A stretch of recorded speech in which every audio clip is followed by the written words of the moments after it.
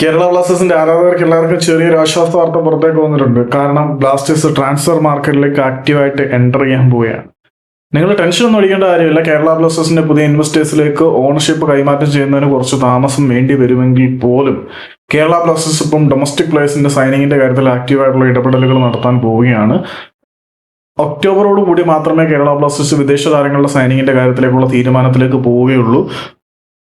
പരിശീലകനായിട്ടുള്ള Ashley വെസ്റ്റ്ബ്രൂമായിട്ട് verbal അഗ്രിമെന്റിൽ വന്നിട്ടുണ്ട്. പുതിയ investors take over ചെയ്ത ശേഷം മാത്രമേ, അല്ലെങ്കിൽ അതിന്റെ കാര്യത്തിൽ കുറച്ച് ലീഗൽ പ്രൊസീഡിങ്സ് നടന്നാൽ മാത്രമേ വെസ്റ്റ്വുഡ് കോൺട്രാക്ട് സൈൻ ചെയ്യത്തുള്ളൂ എന്നാണ് പറഞ്ഞത്. ഒക്ടോബർ വരെ സമയമുള്ളത് കൊണ്ട് തന്നെ ഫ്രീ ഏജന്റായി നിൽക്കുന്ന മികച്ച വിദേശ താരങ്ങളെ ടീമിലേക്ക് എത്തിക്കാമെന്നാണ് ഇപ്പോൾ അകത്തളങ്ങളിൽ നിന്നും കിട്ടുന്ന റിപ്പോർട്ട്. പക്ഷേ ഡൊമസ്റ്റിക് പ്ലേയേഴ്സിന്റെ കാര്യത്തിൽ ആക്റ്റീവായിട്ട് മുന്നോട്ട് പോയില്ല എങ്കിൽ പോകും. ഓൾറെഡി ഉള്ള പ്ലേയേഴ്സ് എല്ലാം മറ്റു ക്ലബ്ബുകളിലേക്ക് ചേക്കേറി കഴിഞ്ഞു. ബ്ലാസ്റ്റേഴ്സിനെ സംബന്ധിച്ചിടത്തോളം മികച്ച ഡൊമസ്റ്റിക് പ്ലേയേഴ്സിനെ തങ്ങളുടെ ടീമിൽ നിലനിർത്തേണ്ടത് അനിവാര്യമാണ്.